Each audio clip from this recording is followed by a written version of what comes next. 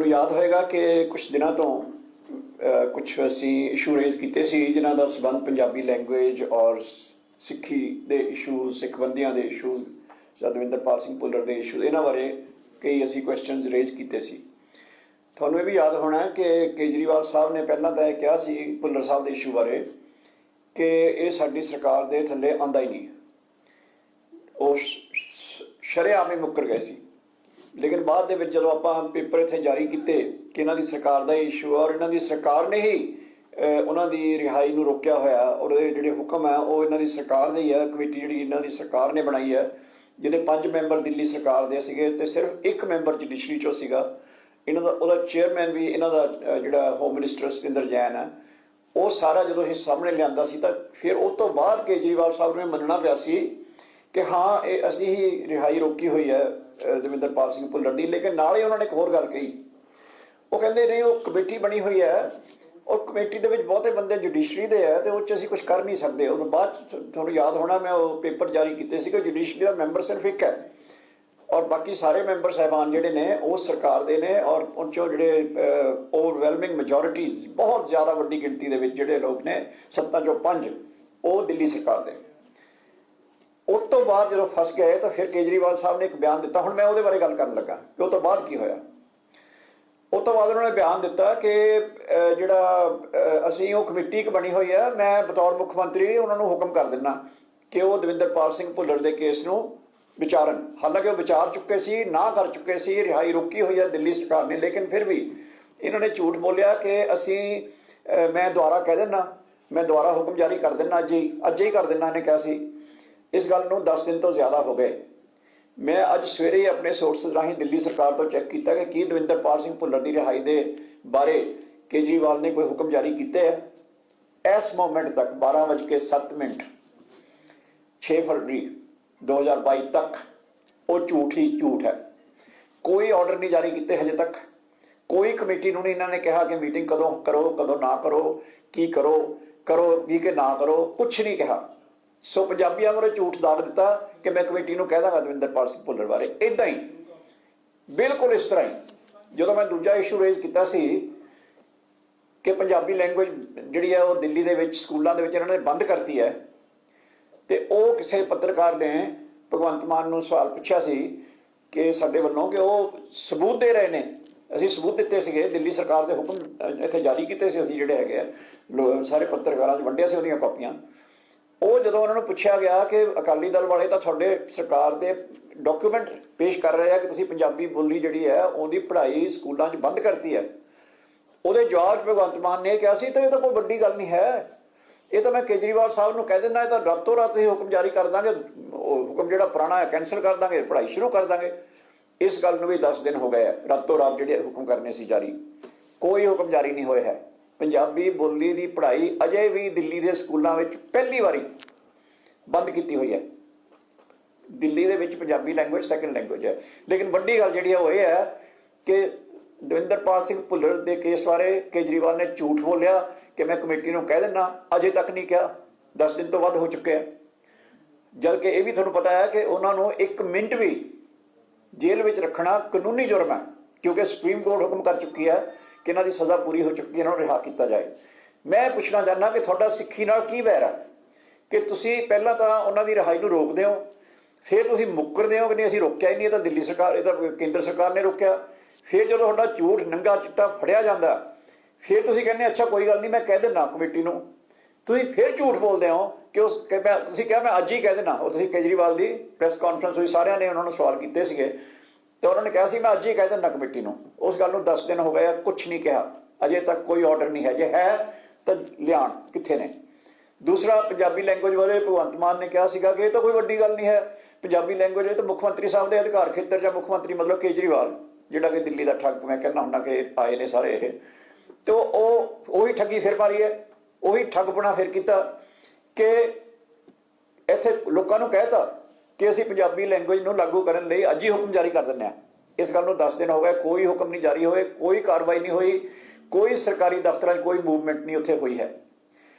इसी तरह तुहानूं याद होवे कि इशू मैं होर उठाया सी कि पंजाबी अकैडमी का चेयरमैन जिहड़ा आ, जिथे कि मैं तुहानूं दस्सिया सी कि अमृता प्रीतम जी वर्गे ਜਿਹੜੇ ਮਰਹੂਮ ਜਾਂ ਸੁਰਜੀਤ ਪਾਤਰ ਜੀ ਵਰਗੇ ਇਸ ਤਰ੍ਹਾਂ ਦੇ ਵੱਡੇ ਨਾਮੀ ਸ਼ਾਇਰ ਨਾਮੀ ਜਿਹੜੇ ਲੇਖਕ ਹੁੰਦੇ ਆ ਉਹ ਉਹਦਾ ਜਾਂ ਕਲਾਕਾਰ ਹੁੰਦੇ ਆ ਉਹ ਉਹਦਾ ਚੇਅਰਮੈਨ ਹੁੰਦੇ ਆ। ਮੈਂ ਤਾਂ ਕਿਹਾ ਸੀ ਭਗਵੰਤ ਮਾਨ ਨੂੰ ਲਾ ਦਿਓ ਇਹ ਵੀ ਕਲਾਕਾਰ ਰਿਹਾ ਪੰਜਾਬੀ ਦਾ, ਲੇਕਿਨ ਉੱਥੇ ਇਹਨਾਂ ਨੇ ਲਾਇਆ ਸੀ ਕਿ ਬੰਦਾ ਜਿਹੜਾ ਪੰਜਾਬੀ ਵੀ ਨਹੀਂ ਹੈ, ਜਿਹਨੂੰ ਪੰਜਾਬੀ ਆਉਂਦੀ ਵੀ ਨਹੀਂ ਹੈ, ਜਿਹੜਾ ਪੰਜਾਬੀ ਸਮਝਦਾ ਵੀ ਨਹੀਂ ਹੈ, ਬੋਲ ਵੀ ਨਹੀਂ ਸਕਦਾ, ਸੁਣ ਵੀ ਨਹੀਂ, ਸਮਝ ਵੀ ਨਹੀਂ ਸਕਦਾ, ਲਿਖ ਵੀ ਨਹੀਂ ਸਕਦਾ, ਪੜ੍ਹ ਵੀ ਨਹੀਂ ਸਕਦਾ।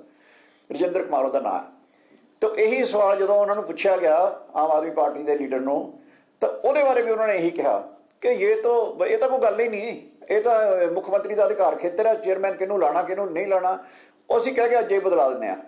ਉਸ ਗੱਲ ਨੂੰ ਵੀ ਅੱਜ 9 ਦਿਨ ਹੋ ਗਏ, ਉਹ ਬੰਦਾ ਉੱਥੇ ਦਾ ਉੱਥੇ ਹੀ ਹੈ। ਮੈਂ ਪੁੱਛਣਾ ਚਾਹੁੰਦਾ ਕਿ ਤੁਹਾਡਾ ਪੰਜਾਬੀ ਬੋਲੀ ਨਾਲ, ਸਿੱਖੀ ਨਾਲ, ਸਿੱਖ ਸੱਭਿਆਚਾਰ ਨਾਲ ਕੀ ਦੁਸ਼ਮਣੀ ਆ ਤੁਹਾਡੀ ਕਿ ਤੁਸੀਂ ਇੱਕ ਤਾਂ ਗਲਤ ਕਰਦੇ ਹੋ ਔਰ ਧੱਕਾ ਕਰਦੇ ਹੋ, ਪੰਜਾਬੀ ਬੋਲੀ ਦੀ ਪੜ੍ਹਾਈ ਬੰਦ ਕਰਤੀ ਹੈ ਉੱਥੇ। ਦੂਜਾ ਤੁਸੀਂ ਝੂਠ ਬੋਲਦੇ ਹੋ ਕਿ ਅਸੀਂ ਅਜੇ ਕਰਵਾ ਦਿੱਤਾ, ਪਹਿਲਾਂ ਤੁਸੀਂ ਕਿਹਾ ਨਹੀਂ ਕੀਤੀ ਨਹੀਂ ਹੈ, ਫਿਰ ਜਦੋਂ ਅਸੀਂ ਡਾਕੂਮੈਂਟ ਜਾਰੀ ਕੀਤੇ ਤੁਸੀਂ ਮੰਨਣਾ ਪੈ ਗਿਆ, ਫਿਰ ਤੁਸੀਂ ਕਹਿੰਦੇ ਨਹੀਂ ਅਸੀਂ ਕਰਾ ਦਾਂਗੇ, ਜਾਰੀ ਲਾਗੂ ਕਰਾ ਦਾਂਗੇ। ਫਿਰ ਅੱਜ ਤੱਕ ਤੁਸੀਂ ਕੋਈ ਹੁਕਮ ਨਹੀਂ ਦਿੱਤੇ ਹੈ। ਚੋਣਾਂ ਚੱਲ ਰਹੀਆਂ ਨੇ, ਪੰਜਾਬੀਆਂ ਤੋਂ ਮੌਕਾ ਮੰਗ ਰਹੇ ਨੇ, ਪੰਜਾਬੀਆਂ ਤੋਂ ਮੌਕਾ ਮੰਗ ਰਹੇ ਨੇ ਕਿ ਇੱਕ ਮੌਕਾ ਦੇ ਦਿਓ, ਹਾੜੇ ਕੱਢ ਰਹੇ ਨੇ। ਮੈਂ ਹੁਣੇ ਕੇਜਰੀਵਾਲ ਦਾ ਇੱਕ ਫੋਨ ਆਇਆ ਸੁਣ ਰਿਹਾ, ਤੇ ਉਹਨਾਂ ਨੂੰ ਇਹ ਵੀ ਨਹੀਂ ਪਤਾ ਹੈ ਕਿ ਫੋਨ ਕਿਹਨੂੰ ਕਰਨਾ ਕਿਹਨੂੰ ਨਹੀਂ ਕਰਨਾ, ਤੇ ਉਹ ਬਾਰ-ਬਾਰ ਕਰ ਰਿਹਾ ਕਿ ਹਾਏ ਇੱਕ ਮੌਕਾ, ਹਾਏ ਇੱਕ ਮੌਕਾ। ਇਹ ਹਾਏ ਇੱਕ ਮੌਕਾ ਮੈਂ ਤੁਹਾਨੂੰ ਯਾਦ ਕਰਾ ਦਾਂ ਕਿ ਜਦੋਂ ਗੋਰੇ ਇੰਡੀਆ 'ਚ ਆਏ ਸੀ ਉਹ ਵੀ ਇੱਦਾਂ ਹੀ ਰਾਜਿਆਂ ਦੀਆਂ ਆਪਸੀ ਲੜਾਈਆਂ ਸੀ, ਤਾਂ ਇਹ ਗੱਲ ਕਹਿੰਦੇ ਹੁੰਦੇ ਸੀਗੇ ਕਿ ਇਨਕੋ ਵੀ ਦੇਖ ਲਿਆ ਉनको भी देख लिया, हमें एक मौका दे दो। तो ਗੋਰਿਆਂ ਨੂੰ ਜਿਹੜਾ ਮੌਕਾ ਦਿੱਤਾ ਸੀ ਉਹਦੇ ਕਰਕੇ ਹਿੰਦੁਸਤਾਨ 250 ਸਾਲ ਗੁਲਾਮ ਰਿਹਾ ਸੀ। तो ਜਿਹੜੇ ਬਗਾਨਿਆਂ ਨੂੰ ਇਹ ਕਹਿੰਦੇ ਆ ਕਿ ਤੁਹਾਡੇ ਤੁਸੀਂ ਇਹ ਪੰਜਾਬੀਆਂ ਨੂੰ ਇਹ ਕਹਿ ਰਹੇ ਕਿ ਤੁਸੀਂ ਆਪਣੇ ਬਾਪ ਨੂੰ ਵੀ ਦੇਖ ਲਿਆ, ਤੁਸੀਂ ਆਪਣੀ ਮਾਂ ਨੂੰ ਵੀ ਦੇਖ ਲਿਆ, ਹੁਣ ਸਾਨੂੰ ਦੇਖੋ। ਕੋਈ ਬੰਦਾ ਆਪਣੇ ਘਰ ਦੇ ਦੁਸ਼ਮਣ ਨੂੰ ਮੌਕਾ ਦਿੰਦਾ? ਜੇ ਕੋਈ ਦਿੰਦਾ ਤਾਂ ਫਿਰ ਉਹ ਗੁਲਾਮੀ ਹੁੰਦੀ, ਜਿੱਦਾਂ ਹਿੰਦੁਸਤਾਨ ਦੀ 250 ਸਾਲ ਗੁਲਾਮੀ ਰਹੀ ਸੀ। ਔਰ ਰਹੀ ਇਸੇ ਕਰਕੇ ਸੀ, ਉਹਨਾਂ ਦਾ ਵੀ ਨਾਰਾ ਬਿਲਕੁਲ ਇਹੀ ਸੀ ਵੀ ਤੁਸੀਂ ਇਸ ਰਾਜੇ ਨੂੰ ਵੀ ਦੇਖ ਲਿਆ, ਉਸ ਰਾਜੇ ਨੂੰ ਵੀ ਦੇਖ ਲਿਆ, ਹੁਣ ਸਾਨੂੰ ਇੱਕ ਮੌਕਾ ਦੇ ਦਿਓ, ਫਿਰ ਦੇਖਿਓ ਅਸੀਂ ਤਾਂ ਉਹ ਕਰ ਦਾਂਗੇ ਜੋ ਇੰਗਲੈਂਡ 'ਚ ਕਰਦੇ ਹਾਂ। ਲੇਕਿਨ ਉਹ ਹੋਇਆ ਇਹ ਸੀਗਾ ਕਿ 250 ਸਾਲ ਆਪਾਂ ਗੁਲਾਮ ਰਹੇ। ਅਗਲੀ ਗੱਲ ਮੈਂ ਕਿਉਂ ਕਹਿੰਦਾ ਕਿ ਤੁਹਾਡਾ ਸਿੱਖੀ ਨਾਲ ਦੁਸ਼ਮਣੀ ਕੀ ਹੈ, ਕਿ ਇਹ ਗੱਲ ਬਾਰ-ਬਾਰ ਮੈਂ ਉਠਾਈ ਹੈ। ਪਹਿਲੀ ਗੱਲ ਤਾਂ ਇਹ ਹੋਣੀ ਨਹੀਂ ਚਾਹੀਦੀ ਸੀ ਕਿ ਪੂਰੇ ਹਿੰਦੁਸਤਾਨ ਦੇ ਵਿੱਚ ਭਾਰਤ ਸਰਕਾਰ ਵੱਲੋਂ ਜਦੋਂ ਖਾਲਸਾ ਪੰਥ ਦਾ 300 ਸਾਲਾ ਦੀਆਂ ਜਸ਼ਨ ਚੱਲ ਰਹੇ ਸੀ, ਉਦੋਂ ਦੇਸ਼ ਦੇ ਪ੍ਰਧਾਨ ਮੰਤਰੀ ਨੇ ਸ਼੍ਰੀ ਅਨੰਦਪੁਰ ਸਾਹਿਬ ਆ ਕੇ ਐਲਾਨ ਕੀਤਾ ਸੀ ਕਿ ਗੁਰੂ ਗੋਬਿੰਦ ਸਿੰਘ ਮਹਾਰਾਜ ਦੀਆਂ, ਦਸ਼ਮੇਸ਼ ਪਿਤਾ ਦੀਆਂ ਜਿੰਨੀਆਂ ਵੀ ਉਹਨਾਂ ਨੂੰ ਆਸ਼ੀਰਵਾਦ ਦਿੱਤੀ ਹੋਈ ਉਹਨਾਂ ਨੇ, ਜਿਹੜੀਆਂ ਮਾਰਸ਼ਲ ਖੇਡਾਂ ਨੂੰ ਜਿਨ੍ਹਾਂ ਵਿੱਚੋਂ ਗੱਤਕਾ ਵਗੈਰਾ ਸਾਰੀਆਂ ਸ਼ਾਮਲ ਨੇ, ਉਹ ਸਾਰੀਆਂ ਖੇਡਾਂ ਪਤਾ ਹੈ ਕਿਹੜੀਆਂ ਨੇ, ਉਹ ਸਿਰਫ ਤੇ ਸਿਰਫ ਦਿੱਲੀ ਵਿੱਚ ਬੈਨ ਕੀਤੀਆਂ ਹੋਈਆਂ। ਪੂਰੇ ਹਿੰਦੁਸਤਾਨ 'ਚ ਲਾਗੂ ਨੇ, ਪੰਜਾਬ ਤਾਂ ਚਲੋ ਹੈ ਹੀ ਹੈ, ਪੂਰੇ ਹਿੰਦੁਸਤਾਨ 'ਚ ਲਾਗੂ ਨੇ। ਕੀ ਹੁੰਦਾ ਉਹਦਾ ਕਿ ਜਿਹੜੇ ਬੰਦੇ ਉਹ ਖੇਡਾਂ ਖੇਡਦੇ ਨੇ ਉਹਨਾਂ ਨੂੰ ਵੀ ਉਹੀ ਕੋਟੇ ਦੇ ਵਿੱਚ ਸਹੂਲਤ ਮਿਲਦੀ ਹੈ ਜਿਹੜੀ ਕਿ ਕਿਸੇ ਕ੍ਰਿਕਟ ਦੇ ਖਿਡਾਰੀ ਨੂੰ ਜਾਂ ਹਾਕੀ ਦੇ ਖਿਡਾਰੀ ਨੂੰ ਜਾਂ ਬੈਡਮਿੰਟਨ, ਟੈਨਿਸ, ਖੋ-ਖੋ, ਇੱਦਾਂ ਦੀਆਂ ਸਾਰੀਆਂ ਖੇਡਾਂ ਜਿਹੜੀਆਂ ਹੈਗੀਆਂ ਨੇ ਉਹਨਾਂ ਨੂੰ ਵੀ ਸ਼ਾਮਲ ਕਰਨ ਦੇ ਲਈ ਦੇਸ਼ ਦੇ ਪ੍ਰਧਾਨ ਮੰਤਰੀ ਨੇ ਐਲਾਨ ਕੀਤਾ ਸੀ ਔਰ ਦੇਸ਼ ਦੀ ਸਰਕਾਰ ਨੇ ਉਹ ਲਾਗੂ ਕੀਤਾ ਹੋਇਆ। ਲੇਕਿਨ ਦਿੱਲੀ ਸਰਕਾਰ ਨੇ ਉਹਨੂੰ ਵੀ ਰੋਕਤਾ ਹੋਇਆ। ਹੁਣ ਮੈਂ ਪੁੱਛਣਾ ਚਾਹੁੰਦਾ ਕਿ ਤੁਹਾਨੂੰ ਦਸ਼ਮੇਸ਼ ਪਿਤਾ ਦੀਆਂ, ਸ਼੍ਰੀ ਗੁਰੂ ਗੋਬਿੰਦ ਸਿੰਘ ਮਹਾਰਾਜ ਦੀਆਂ ਉਹਨਾਂ ਖੇਡਾਂ ਨਾਲ ਹੀ ਦੁਸ਼ਮਣੀ ਕਿਉਂ ਆ? ਬਾਕੀ ਤੁਸੀਂ ਸਾਰੀਆਂ ਖੇਡਾਂ ਅਲਾਓ ਕਰਤੀਆਂ, ਉਹ ਖੇਡਾਂ ਨੂੰ ਤੁਸੀਂ ਕਿਉਂ ਕੋਟੇ ਦੇ ਵਿੱਚ ਸ਼ਾਮਲ ਨਹੀਂ ਕਰ ਰਹੇ? ਅੱਜ ਮੈਂ ਗੱਲ ਤਾਂ ਕਰ ਰਿਹਾ ਕਿ ਇਹਦੇ ਬਾਰੇ ਵੀ ਸਵਾਲ ਪੁੱਛਿਆ ਗਿਆ ਸੀ ਉਹਨਾਂ ਨੂੰ ਕਿ ਜੇ ਤੁਸੀਂ ਅਕਾਲੀ ਦਲ ਵਾਲੇ ਕਹਿ ਰਹੇ ਕਿ ਤੁਸੀਂ ਦਸ਼ਮੇਸ਼ ਪਿਤਾ ਦੀਆਂ ਖੇਡਾਂ ਨੂੰ ਸ਼ਾਮਲ ਨਹੀਂ ਕਰ ਰਹੇ, तो वह जवाब भी यही आया कि हम देख लेते हैं, अगर कुछ ऐसी चीज़ रह गई है तो हम आज ही कर देते हैं। ये तो बहुत छोटी सी बात है। वो छोटी सी गल जी है उन्होंने 12 दिन हो गए अज, वो कहते अज ही कर दें। हुण 12:14 हो गए, इस वेले तक कोई हुक्म नहीं होए।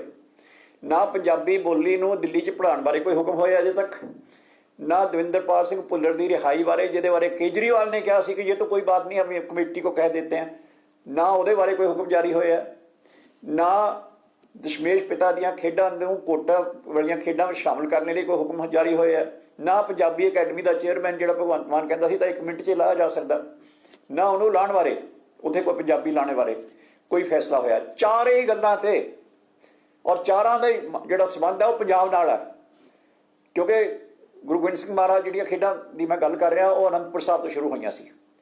हर बैसाखी वाले दिन खालसा उत्थे इकट्ठा हुंदा सी और उत्थे इकट्ठे गुरु गोबिंद सिंह महाराज आप उन्हां खेडां नूं सरप्रस्ती दिंदे सी।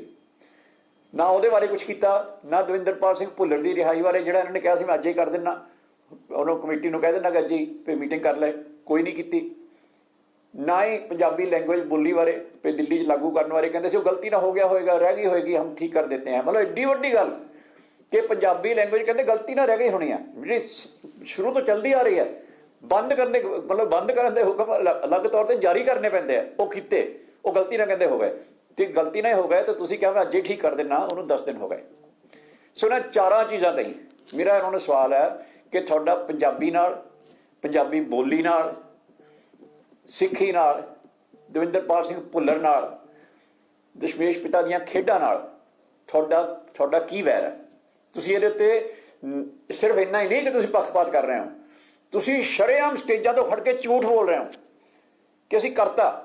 ਪਹਿਲਾਂ ਤਾਂ ਕਹਿੰਦੇ ਦਵਿੰਦਰਪਾਲ ਸਿੰਘ ਭੁੱਲਰ ਦਾ ਕੇਸ ਸਾਡੇ ਕੋਲ ਹੈ ਹੀ ਨਹੀਂ, ਫਿਰ ਮੰਨਣਾ ਪੈ ਗਿਆ ਜਦੋਂ ਮੈਂ ਡਾਕੂਮੈਂਟ ਜਾਰੀ ਕੀਤੇ ਫਿਰ ਹਾਂ ਸਾਡੇ ਕੋਲ ਹੀ ਹੈ, ਫਿਰ ਕਹਿੰਦੇ ਅੱਜ ਹੀ ਕਰ ਦਿੰਦੇ ਹਾਂ ਠੀਕ ਉਹਨੂੰ, ਅੱਜ ਤੱਕ ਨਹੀਂ ਹੋਇਆ। ਸੋ ਮੇਰੇ ਇਹ 4 ਸਵਾਲ ਨੇ। ਕੇਜਰੀਵਾਲ ਸਾਹਿਬ ਨੇ ਤਾਂ ਜਵਾਬ ਨਹੀਂ ਦੇਣਾ, ਬਹੁਤ ਵੱਡੇ ਬੰਦੇ ਆ, ਉਹ ਤਾਂ ਸਮਝ ਚੁੱਕੇ ਆ ਵੀ ਮੈਂ ਤਾਂ ਦੇਸ਼ ਦਾ ਰਾਜਾ ਬਣਨਾ ਹੁਣ। ਲੇਕਿਨ ਕੰਧਾਂ ਪੰਜਾਬ ਦੀਆਂ ਭਰੀਆਂ ਹੋਈਆਂ ਕਿ ਇੱਕ ਮੌਕਾ ਕੇਜਰੀਵਾਲ ਨੂੰ ਕਹਿ ਰਹੇ ਨੇ ਕਿ ਤੁਸੀਂ ਆਪਣੇ ਬਾਪ ਨੂੰ ਵੀ ਅਜਮਾ ਲਿਆ, ਆਪਣੀ ਮਾਂ ਨੂੰ ਵੀ ਅਜਮਾ ਲਿਆ, ਹੁਣ ਸਾਨੂੰ ਗੈਰਾਂ ਨੂੰ ਅਜਮਾਓ। ਕੋਈ ਇੱਦਾਂ ਕਰਦਾ ਹੁੰਦਾ? ਨਾਲੇ ਅਜਮਾ ਕੀ ਲਿਆ, ਮੈਂ ਦੱਸ ਦਿੰਦਾ ਕੀ ਅਜਮਾ ਲਿਆ। ਅਕਾਲੀ ਦਲ ਨੇ 1997 ਸਾਡੀ ਸਰਕਾਰ ਪੂਰੀ ਆਈ ਸੀ ਪਹਿਲੀ ਵਾਰੀ, ਉਹ ਤੋਂ ਪਹਿਲਾਂ ਜਿੰਨੀਆਂ ਸਰਕਾਰਾਂ ਆਈਆਂ ਸੀ ਉਹ ਮਿਕਸਡ ਹੁੰਦੀਆਂ ਸੀਗੀਆਂ। 1997 ਤੋਂ ਪਿਓਰ ਅਕਾਲੀ ਸਰਕਾਰਾਂ ਜਿਹੜੀਆਂ ਮਤਲਬ ਆਪਣੇ ਦਮ ਤੇ ਆਈਆਂ, ਜੋ ਵਾਅਦੇ ਕੀਤੇ, ਚਾਹੇ ਕਿਹਾ ਕਿਸਾਨਾਂ ਨੂੰ ਬਿਜਲੀ ਮੁਫਤ ਦਾਂਗੇ, ਦਿੱਤੀ, ਕਿਹਾ ਦਲਿਤ ਪਰਿਵਾਰਾਂ ਨੂੰ ਉਹਨਾਂ ਦੀਆਂ ਬੱਚੀਆਂ ਦੀਆਂ ਸ਼ਾਦੀਆਂ ਤੇ ਸ਼ਗਨ ਦੇਵਾਂਗੇ ਸਕੀਮ, ਦਿੱਤੀ। ਉਸ ਵੇਲੇ ਚੁੰਗੀਆਂ ਹੁੰਦੀਆਂ ਸੀ, ਅਸੀਂ ਕਿਹਾ ਮਾਫ ਕਰਾਂਗੇ, ਕੀਤੀਆਂ। ਉਸ ਤੋਂ ਬਾਅਦ ਆਟਾ ਦਾਲ ਸਕੀਮ ਅਸੀਂ ਵਾਅਦਾ ਕੀਤਾ, ਪੂਰਾ ਕੀਤਾ। ਅਸੀਂ ਕਿਹਾ 4 ਮਾਰਗੀ 6 ਮਾਰਗੀ ਸੜਕਾਂ ਬਣਾਵਾਂਗੇ, ਬਣਾਈਆਂ। ਅਸੀਂ ਕਿਹਾ ਓਲਡ ਏਜ ਪੈਨਸ਼ਨ ਦੇਵਾਂਗੇ, ਦਿੱਤੀ। ਜਿਹੜੀ ਵੀ ਗੱਲ ਕਹੀ, ਅਸੀਂ ਕਿਹਾ ਇੰਟਰਨੈਸ਼ਨਲ ਏਅਰਪੋਰਟ ਬਣਾਵਾਂਗੇ, ਬਣਾਈ। ਅਸੀਂ ਕਿਹਾ ਹਰਿਮੰਦਰ ਸਾਹਿਬ ਦਾ ਚੌਗਿਰਦੇ ਨੂੰ ਦੁਨਿਆਵੀ ਪੱਧਰ ਦੀ ਦਿੱਖ ਦੇਵਾਂਗੇ, ਜਾ ਕੇ ਕੋਈ ਦੇਖ ਲਓ, ਦਿੱਤੀ। ਜਿਹੜੀ ਵੀ ਚੀਜ਼ ਕਹੀ ਉਹ ਸਾਰੀਆਂ ਕੀਤੀਆਂ। ਤੇ ਇਹ ਕਹਿੰਦੇ ਨੇ ਅਜਮਾ ਲਿਆ, ਇਹ ਅਜਮਾਇਆ ਹੋਈ ਆ। ਇਹ ਤਾਂ ਜੇ ਤੁਸੀਂ ਉਹਦੇ ਨਾਲ ਹੀ ਜਾਣਾ ਹੁੰਦਾ ਜਿਹਨੇ ਕਿ ਪਹਿਲਾਂ ਜੋ ਕਿਹਾ ਹੋਵੇ ਉਹ ਕਰਕੇ ਦਿਖਾਇਆ ਹੋਵੇ। ਮੈਂ ਕਿਸੇ ਨੂੰ ਵੀ ਇਹ ਕਰਦਾ, ਚੈਲੰਜ ਕਰਦਾ ਇਹਨਾਂ ਨੂੰ, ਕਾਂਗਰਸ ਵਾਲਿਆਂ ਨੂੰ, ਆਮ ਆਦਮੀ ਪਾਰਟੀ ਨੂੰ, ਜਾਂ ਜਿਹੜਾ ਵੀ ਬੀਜੇਪੀ ਵਾਲੇ, ਕੋਈ ਵੀ, ਕਿ ਅਕਾਲੀ ਦਲ ਨੇ ਜਿਹੜੇ ਵਾਅਦੇ ਕੀਤੇ ਉਹ ਤੁਰੰਤ, ਇਹ ਵੀ ਨਹੀਂ ਕਿ ਚੌਥੇ ਸਾਲ 5ਵੇਂ ਸਾਲ, ਪਹਿਲੀ ਕੈਬਨਿਟ ਮੀਟਿੰਗ ਵਿੱਚ ਕਿਸਾਨਾਂ ਦੀ ਬਿਜਲੀ ਮਾਫ ਕੀਤੀ ਸੀ, ਅੱਜ ਤੱਕ ਮਾਫ ਹੈ। ਇਹ ਉਹਨੂੰ ਦੁੱਗਣੀ ਕਰ ਦੇਣਗੇ, ਕੀ ਕਿਸਾਨਾਂ ਨੂੰ ਕੋਲੋਂ ਪੈਸੇ ਦੇਣਗੇ? ਉਹ ਬਿਜਲੀ ਤਾਂ ਮਾਫ ਕੀਤੀ ਹੋਈ ਹੈ ਆਲਰੇਡੀ। ਔਰ ਮੈਂ ਤੁਹਾਨੂੰ ਹੋਰ ਦੱਸਾਂ, ਇੱਕ ਐਸਾ ਵਿਜ਼ਨ ਲੈ ਕੇ ਆ ਰਹੇ ਨੇ ਸਰਦਾਰ ਸੁਖਬੀਰ ਸਿੰਘ ਬਾਦਲ ਕਿ ਤੁਸੀਂ ਦੰਗ ਰਹਿ ਜਾਓਗੇ ਕਿ ਪੂਰੇ ਪੰਜਾਬ ਦੇ ਵਿੱਚ ਤੁਹਾਨੂੰ ਟ੍ਰੈਡੀਸ਼ਨਲ ਬਿਜਲੀ ਦੀ ਲੋੜ ਹੀ ਘਟ ਜਾਣੀ ਹੈ। ਔਰ ਇਸ ਤਰ੍ਹਾਂ ਹੋ ਜਾਏਗਾ, ਔਰ ਗਵਰਨਮੈਂਟ ਕਰੇਗੀ ਕਿ ਉਹ ਵਰਲਡ ਬੈਂਕ ਦੀ ਸਹਾਇਤਾ ਦੇ ਨਾਲ, ਕਿ ਤੁਹਾਨੂੰ ਜਿਵੇਂ ਨਹਿਰਾਂ ਨੇ, ਨਹਿਰਾਂ ਦੇ ਉੱਤੇ, ਪਹਾੜਾਂ ਦੇ ਉੱਤੇ, ਹੋਰ ਖਾਲੀ ਥਾਂ ਦੇ ਉੱਤੇ ਸਰਕਾਰੀ ਸੋਲਰ ਪ੍ਰੋਜੈਕਟ ਲੱਗਣਗੇ ਜਿਹੜੇ ਕਿ ਬਿਜਲੀ ਸਿੱਧੀ ਤੁਹਾਡੇ ਘਰ ਨੂੰ ਦਿਆ ਕਰਨਗੇ। ਔਰ ਉਹਦੇ ਤੇ ਕੋਈ ਪੈਸਾ ਨਹੀਂ ਲੱਗਦਾ ਲੋਕਾਂ ਦਾ, ਸਰਕਾਰ ਦੇ ਲੱਗਦੇ, ਜਿਹੜੇ ਲੱਗਦੇ ਇੱਕ ਵਾਰੀ ਲੱਗਣਗੇ ਉਹ ਵੀ ਇੱਕ ਵਾਰੀ ਲੱਗਦੇ ਆ। ਉਹ ਜਿਹੜੇ ਪੈਸੇ ਨੇ 31-32 ਹਜ਼ਾਰ ਕਰੋੜ ਦਾ ਉਹ ਪ੍ਰੋਜੈਕਟ ਹੈ, ਉਹ ਵਰਲਡ ਬੈਂਕ ਦੇਣ ਨੂੰ ਤਿਆਰ ਹੈ ਵਿਦਆਊਟ ਇੰਟਰਸਟ। ਉਹ ਸਰਦਾਰ ਸੁਖਬੀਰ ਸਿੰਘ ਬਾਦਲ ਨੇ ਸਾਰਾ ਪ੍ਰੋਜੈਕਟ ਤਿਆਰ ਕੀਤਾ ਹੋਇਆ। ਸੋ ਉਹ ਤਾਂ ਗੱਲ ਹੀ ਖਤਮ ਹੋਈ। ਅਕਾਲੀ ਦਲ ਨੇ ਜਿੰਨੀਆਂ ਗੱਲਾਂ ਅੱਜ ਤੱਕ ਕਹੀਆਂ ਨੇ ਉਹ ਪੂਰੀਆਂ ਕੀਤੀਆਂ ਨੇ। ਜੇ ਅੱਜ ਅਸੀਂ ਕਹਿ ਰਹੇ ਹਾਂ ਕਿ 2000 ਹਰ ਇੱਕ ਪੰਜਾਬ ਦੀ ਧੀ ਨੂੰ 2000 ਰੁਪਇਆ ਦਿਆ ਕਰਾਂਗੇ, ਤੇ ਉੱਦਾਂ ਹੀ ਮਿਲੇਗਾ ਜਿਵੇਂ ਕਿ ਕਿਸਾਨਾਂ ਨੂੰ ਬਿਜਲੀ ਮਾਫ ਕੀਤੀ ਮਿਲੀ ਹੈ।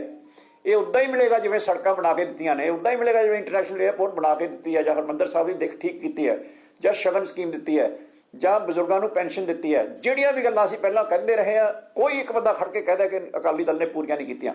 ਲੇਕਿਨ ਪ੍ਰਚਾਰ ਕੀ ਕਰ ਰਿਹਾ? ਦੇਖ ਲਿਆ, ਆਹ ਦੇਖ ਲਿਆ ਪੰਜਾਬ ਨੇ ਕਿ ਅਕਾਲੀ ਦਲ ਨੇ ਜੋ ਕਿਹਾ ਉਹ ਕਰਕੇ ਦਿਖਾਇਆ।